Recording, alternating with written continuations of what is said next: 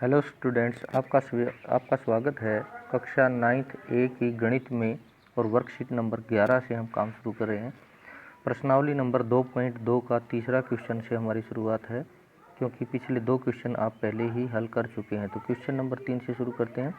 सत्यापित कीजिए कि दिखाए गए मान निम्नलिखित स्थितियों में संगत बहुपद के शून्यक हैं। हमें बताना है कि जो जैसे ये px बराबर है 3x + 1 है, तो हमें प्रूव करना है कि x बराबर है -1/3, इसका हल या इसका शून्यक है या नहीं है। तो सबसे पहले हम इसका हल करेंगे। तो px बराबर है 3x + 1, हमने ये ले लिया।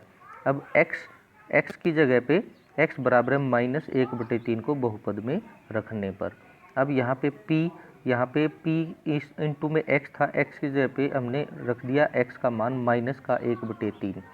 तो यहाँ भी दूसरी साइड में राइट हैंड साइड में हम x का मान रख देते, तो ये हो जाएगा 3x था यहाँ पे, तो -1/3 हो जाएगा और प्लस का 1। तो अब यहाँ पे 3 से ये 3 कैंसिल हो जाएगा, तो क्या रह जाएगा हमारे पास रहेगा -1 + 1। तो यहाँ पे p इंटू -1/3 की वैल्यू आ जाएगी -1 + 1, तो ये आ जाएगा आपका 0। अब क्योंकि यहाँ पे इस px का मान बहुपद का मान 0 हो जाता है, तो x बराबर -1/3 को बहुपद में रखने पर 0 हो जाता है, इसलिए x बराबर है -1/3। बहुपद px बराबर 3x + 1 का शून्यक है।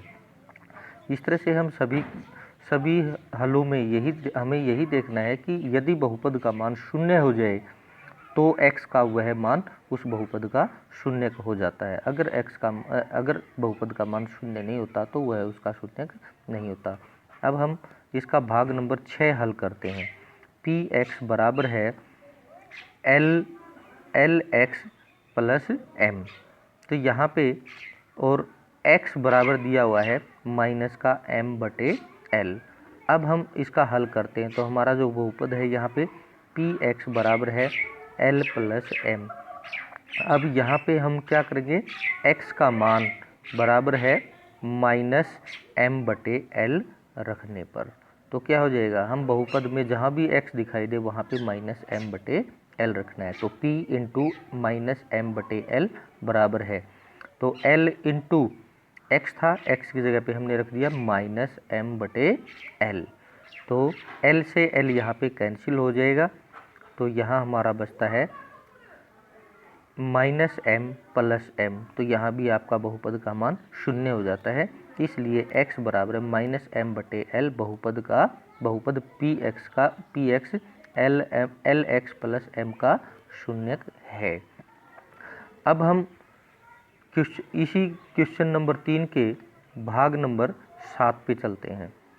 भाग नंबर 7 है हमारा, इसमें दिया हुआ है कि px बराबर है 3x की 2 - 1, और यहाँ पे x के 2 मान दिए हुए हैं, यानी यहाँ पे x बराबर -1/√3 और 2/√3 है। तो हम इनको बारी बारी से एक एक करके रखेंगे।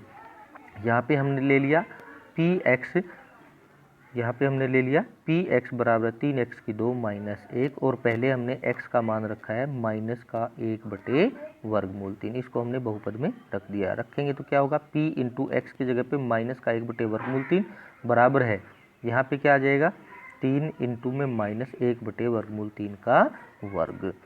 अब यहाँ पे 3 गुणा में -1/√3 का वर्ग करेंगे, तो माइनस की राशि है तो वर्ग हमेशा धनात्मक यानी प्लस का आता है, तो -1 का वर्ग हो जाएगा +1 और √3 का वर्ग आ जाएगा 3।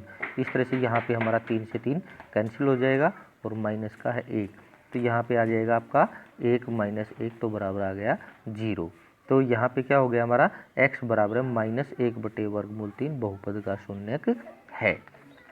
अब हम x का जो ये दूसरा मान दिया हुआ था 2/√3, इसको हम बहुपद में रख देते हैं। तो क्या हो जाएगा, p इंटू में 2/√3 बराबर है 3, और x की जगह पे हमने रख दिया 2/√3 का वर्ग।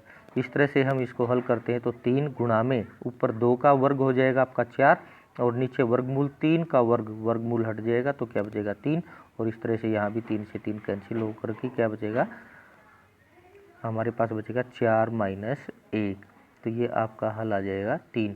यहाँ पे देखिए बहुपद का मान 0 नहीं है, 3 आया है हमारा, इसलिए क्या होगा, x बराबर है 2/वर्गमूल 3, बहुपद का शून्यक नहीं है।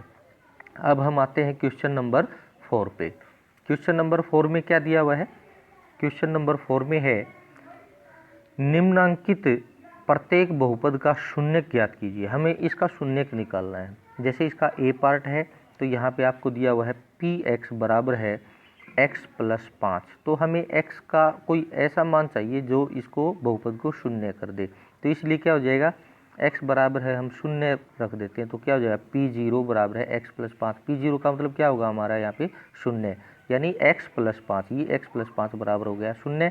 तो हम +5 को उस साइड लेकर के जाएंगे तो हमारा x का मान आ जाएगा -5।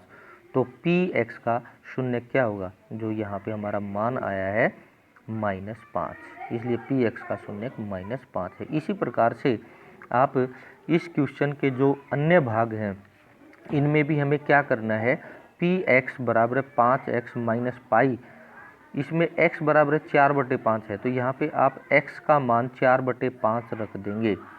तो यहाँ पे आपके सामने जो मान आएगा वो उसका एक शून्यक होगा।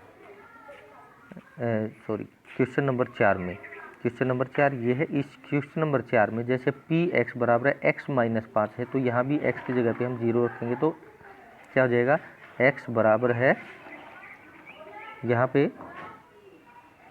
यहाँ पे जो आपका दूसरा भाग है px बराबर है x - 5, तो यहाँ पे हम क्या करेंगे, px बराबर है x - 5। तो यहाँ क्या होगा, यहाँ पे हम शून्य रख देंगे तो x बराबर क्या आ जाएगा, -5। अब -5 को इधर लेकर के आएंगे तो क्या हो जाएगा, x बराबर है यहाँ पे +5 हो जाएगा।